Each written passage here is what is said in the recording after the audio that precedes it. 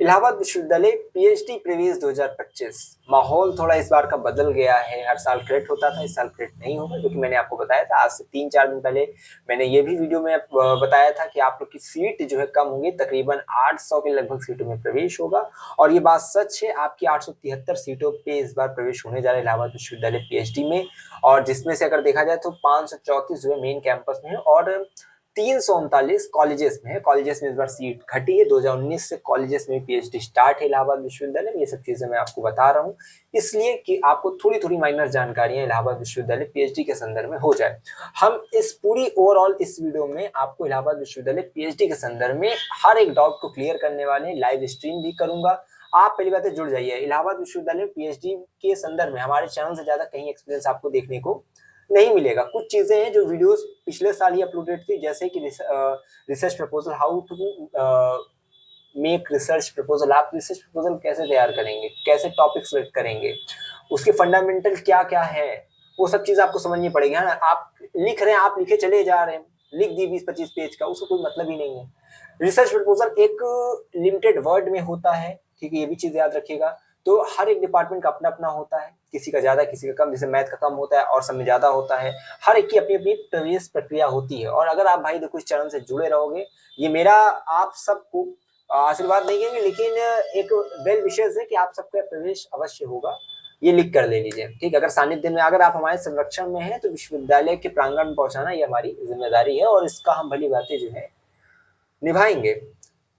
Date सबसे पहले एक एक चीज क्लियर करता चल रहा हूँ, ठीक है, क्योंकि आपको अभी पता नहीं क्या क्या आपने पढ़ा है, कुछ समझ में आया होगा, कुछ नहीं समझ में आएगा। मुझे पता आपको क्या नहीं समझ में आया, क्या समझ में आया है। आपको क्या क्या समझ में आया कि डेट ये है 25 सितंबर से 22 अक्टूबर तक आप फॉर्म भरेंगे। 873 सीटों पर प्रवेश हो रहा है, जिसमें जो है 500 जो है 34 सीटें मेन कैंपस में, 339 कॉलेजेस में है, ठीक है।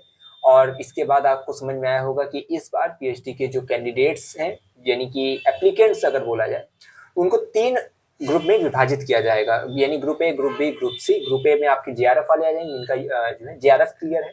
ऑल कैंडिडेट जेआरएफ जो है वो सीधा जो है, ठीक है, आपका चयन होगा, मतलब इंटरव्यू के लिए। उसके बाद आप लोग का जो सेकंड कैटेगरी में आते हैं, उसमें आते हैं यूजीसी नेट और पीएचडी ऑनली वाले, यानी कि जो नेट जिनका निकलता है, उसके बाद एक होते हैं जो पीएचडी ऑनली वाले रहते हैं, उनको यहाँ पे शॉर्टलिस्ट किया जाएगा। जितनी सीट रहेगी उसके दुगने कैंडिडेट को यहाँ पे शॉर्टलिस्ट किया जाएगा। ये ग्रुप बी के लिए है।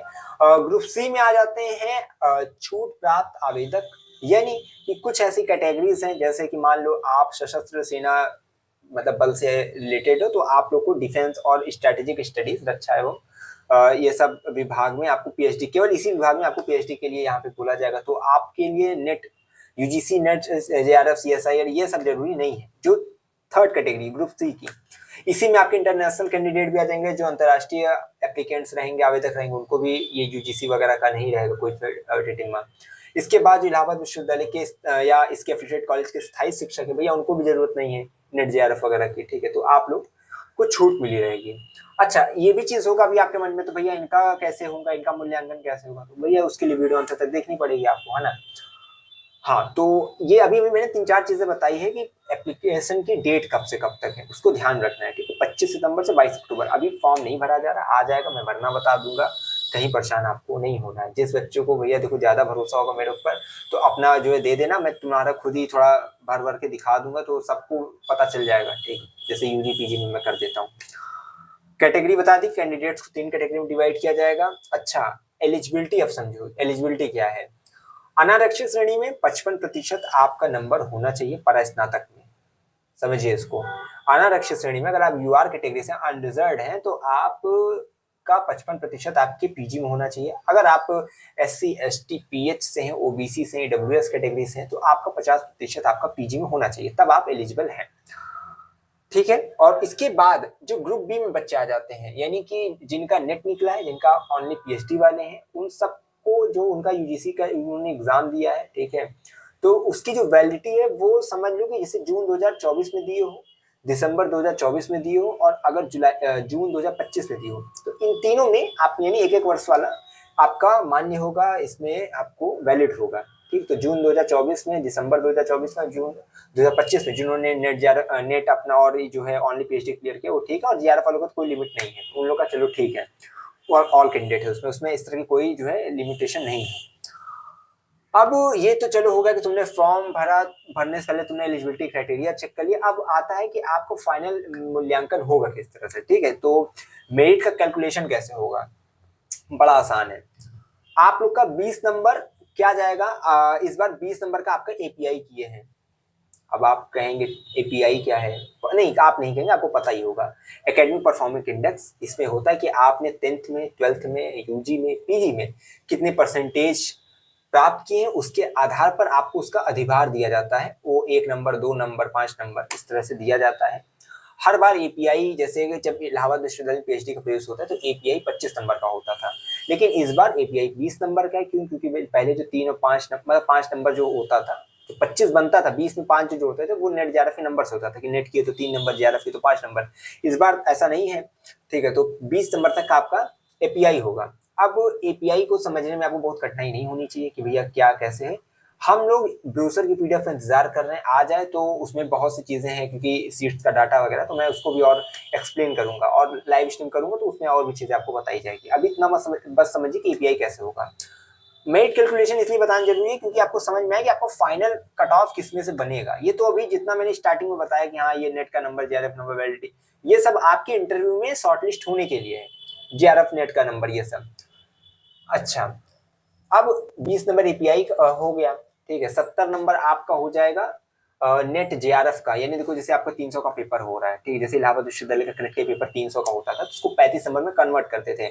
अब आप लोग का सबसे बड़ा सवाल होगा भैया इसको कन्वर्ट कैसे करेंगे, है ना। ये सवाल जो होता है, ये चीज होती है आपको, जो कि मैंने बोला ना, कुछ चीजें आपको उसमें प्रेस रिलीज में दिखेगी, कुछ नहीं दिखेगी, और उसी कुछ के लिए हम लोग हैं। तो जब क्रेट होता था तो 300 के नंबर को 35 नंबर में कन्वर्ट किया जाता था, तब फाइनल मेरिट 75 नंबर बनती थी। इस बार क्या है, नेट जेआरएफ के नंबर को इसमें हम क्या करेंगे, जो है 70 नंबर में कन्वर्ट करेंगे। अब जैसे 300 का नंबर 35 में कन्वर्ट करते थे, जो प्रोसेस उसके लिए था वही प्रोसेस रहेगा इस 70 नंबर में बदलने के लिए, है ना। तो अब आपको अगर जानना है कि कैसे होगा तो मैंने पेन पेंसिल मतलब पेन पेपर पे उसको चीजें समझाई है, डिस्क्रिप्शन में लिंक दे रहा हूँ, उस वीडियो को जाकर देख लेना। जहां पे 35 नंबर को बदला गया उसी प्रोसेस से आपको 70 नंबर में चेंज करना है, ठीक है। तो वो आपके लिए बहुत ज्यादा कठिन नहीं रहेगा, तो आपको पता चलेगा कि आपको 70 में से कितना नंबर आया है। समझ में आ गया। इसके बाद आपको 30 नंबर, ये तो 70 20 90, अब यहाँ यानी क्योंकि 120 का टोटल रहेगा तो 30 नंबर आपके रिसर्च एप्टीट्यूड का रहेगा, ठीक है। अब इसमें आपका जीडी आ जाएगा, ग्रुप डिस्कशन हो गया, ठीक है। आपने रिसर्च प्रपोजल तैयार किया है, आपने इंटरव्यू दिया है, ठीक है। तो इन सब चीजों का तीन चार चीजों में से कुछ भी हो सकता है, जिसका मिलाकर आप लोग को फिर 30 नंबर से आपने कितना प्राप्त किया वो होगा। रिसर्च प्रपोजल इसीलिए जरूरी है, मैंने बार बार कह रहा हूँ, रिसर्च प्रपोजल वगैरह अगर आपने अभी नहीं बनाया, टॉपिक नहीं सोचा है, अगर जो इलाहाबाद विश्वविद्यालय को, उनको तो प्रोफेसर से कंसल्ट करने की आवश्यकता नहीं है क्योंकि उनको तो एमए वगैरह करते करते सब चीज पता चल जाती है। लेकिन जो बाहर के हैं, आप लोग अपने विश्वविद्यालय के प्रोफेसर से कंसल्ट करिए अपने, क्योंकि मैं हर विषय का विशेषज्ञ नहीं हूँ। तो मैं मुझसे मत पूछेगा कि मैं किस टॉपिक पे टॉपिक पे रिसर्च प्रपोजल तैयार करूँ, ये वो, ठीक है। आपको रिसर्च प्रपोजल पे 2-3 वीडियो की लिंक में डिस्क्रिप्शन में दे रहा हूँ, फॉर्मेट इलाहाबाद विश्वविद्यालय का बता दूंगा उसी वीडियो में डिस्क्रिप्शन में, ठीक है। तो आप लोग वहां से देख सकते हैं उस वीडियो को, ठीक। तो डिस्क्रिप्शन में सारी वीडियोस देखिएगा। अच्छा, अब हम बात, ये तो हो गया, चलो ये उन लोगों का मूल्यांकन हो रहा है जिन्होंने नेट जेआरएफ के आधार पर, ठीक है। अब छूट प्राप्त, यानी कि जो ग्रुप सी के कैंडिडेट्स आ जाते हैं, जो छूट प्राप्त है, उनको कैसे होगा। तो उनका भाई सिंपल सा प्रोसेस है, उनको कुछ ज्यादा नहीं करना है, उनको सीधा इंटरव्यू, मतलब कि ये होता नहीं कि आपका सीधा जो मूल्यांकन होगा वो आपके इसी रिसर्च एप्टीट्यूड के आधार पे होगा, यानी कि वो आपसे लिखित परीक्षा, मतलब कुछ लिखित ले लें, इंटरव्यू ले लें, यानी ये ग्रुप डिस्कशन करा लें, ठीक है। तो वो आप उनका विभाग द्वारा जो अपनी वो परीक्षा कराते हैं, चाहे वो लिखित करा लें या मौखिक, इस प्रकार से डिस्कशन, इंटरव्यू टाइप का ही करके वो आपको फाइनल मेरिट में जगह देंगे, ठीक है। तो आपका जो मूल्यांकन होगा वो 20 नंबर एपीआई पे हो जाएगा, और उसके बाद 30 का जो आपका रिसर्च एप्टीट्यूड हो रहा है उसमें जोड़ जाड़ के फिर आपका वो फाइनल मेरिट तैयार कर देंगे, ठीक है। तो आपका वो जो एनटीए का टेस्ट है इसको वहां पे वो साइट कर देंगे, समझ गए। तो इस तरह से होगा आपका।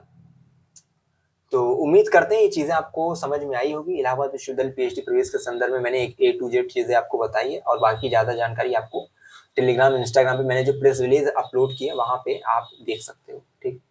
उम्मीद करते हैं चीजें आपको समझ में आ गई होगी। लाइव स्ट्रीम करूंगा भैया, परेशान बिल्कुल मत होइएगा। ये चेहरा आपको पीएचडी प्रवेश दिला कर रहेगा, बिल्कुल परेशान नहीं होना है। मतलब इंटरव्यू क्या है, कैसे देना है, कैसे बैठना है, पीपीटी किसको बनानी रहती है, ऑनलाइन पेन ड्राइव में लेकर जाना है, कहाँ कैसे है, बड़ा अच्छा एक्सपीरियंस है विश्वविद्यालय के संदर्भ में।